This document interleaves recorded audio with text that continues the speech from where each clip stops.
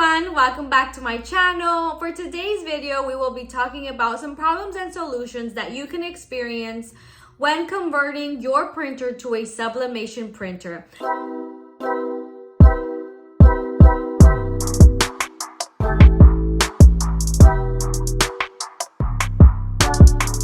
I have the Epson WF 7210. I converted my printer, I want to say about a year ago. I'm not entirely sure. Maybe it's already about to be 2, but I've had my printer for quite some time. And so along those months, I have experienced a few, there has been some bumps on the road. What I like about these printers is that to every problem, there is a solution. If you are currently right now going through it with your printer, don't worry, there is a solution. One of the mistakes that is very common is that people tend to put the ink into the wrong hole. So the cartridges have 2 holes. One of them is where the ink goes and the other one is the air vent.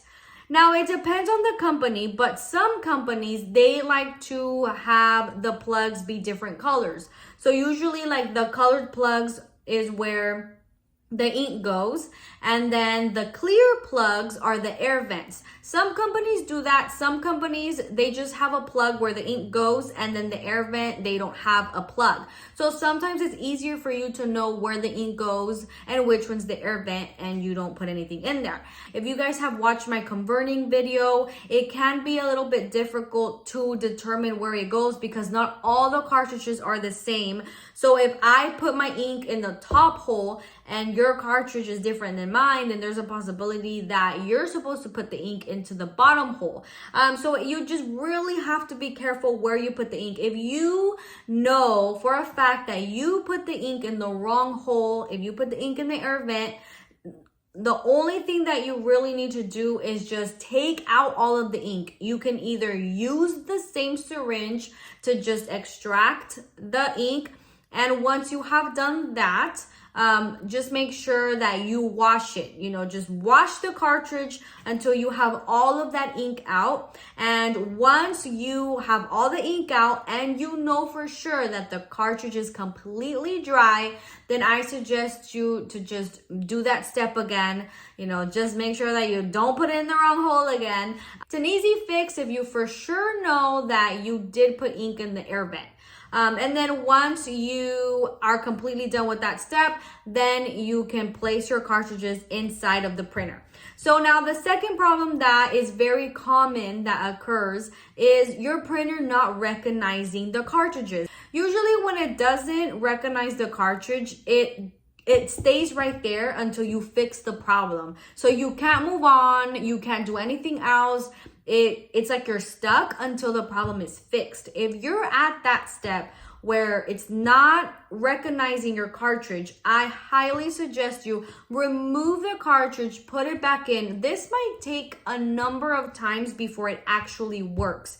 If you know that it's been a few hours that you've been doing this and nothing's happening, I suggest you let the printer rest, you rest, and then come back and try again. I honestly haven't heard of anybody who has had problems with it not recognizing after like the first few tries. Usually it works. I haven't had somebody tell me otherwise, but if you have tried for a long time and you've been just doing it and nothing's happening, you've even let it sit overnight and nothing's happening, then I really think that you should check. Maybe you put the ink into the wrong hole. I mean, there's not really another explanation as to why it wouldn't work, because even though the printer doesn't recognize the cartridge, it will eventually, it'll pick it up eventually.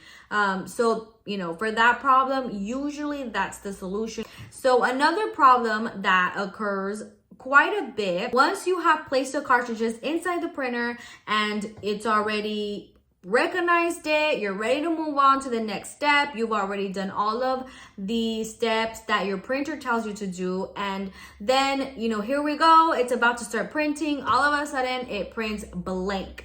One of the things that I highly suggest that you guys please download, usually the printer comes with a CD, download that onto your desktop or your laptop, wherever you can, and make sure that your desktop is connected to your printer. If you don't have a device that takes CD, then you can go into the Epson website and download the software from their website. But I highly recommend that because when your printer is connected to a software, either on your desktop or on your phone or whatever, it works a lot better and you're able to like change the settings. You're able to do a lot more. So I highly suggest you do that. Once you've done that, if it's still printing blank, then you can do a nozzle check. And usually it should work. Once you download the software, it should work. The fourth problem that can occur is when you finally go to print your design, all of a sudden you see that it seems like there's cartwheels on your design. This has happened to me before. It started happening to me when I wasn't using my printer every day. That is one thing that I highly suggest. Make sure that you do use your printer every day. If one day you don't have any orders, at least print a test page. That way, at least, you know, the ink is flowing. When you get cartwheels, dots, or lines, or anything like that, the best way to get rid of those is by just printing.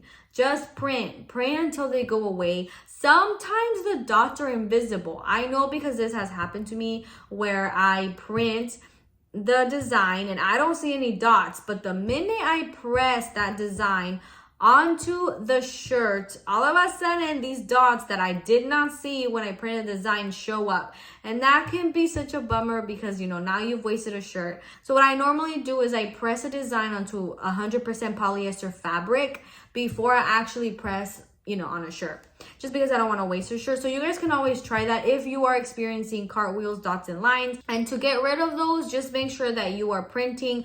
Don't print on sublimation paper. That way you don't waste the paper. Try to print on just regular, you know, paper and just print a bunch of test pages.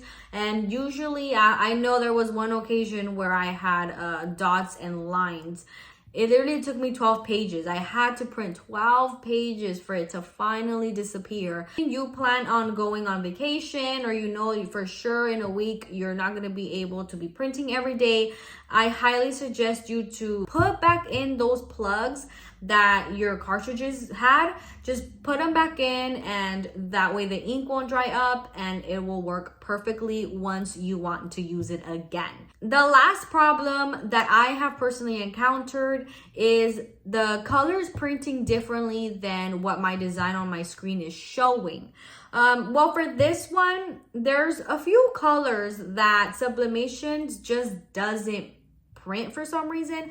I tried doing like a rose gold, like a dusty rose color, and it didn't really want to print it. But a lot of the times this could be because of your settings. Make sure that your settings are accurate. I have a video on the settings that I use and I will link that video down below. So just make sure that you are using the correct settings. Once you have the correct settings, you should not have a problem with your colors printing differently.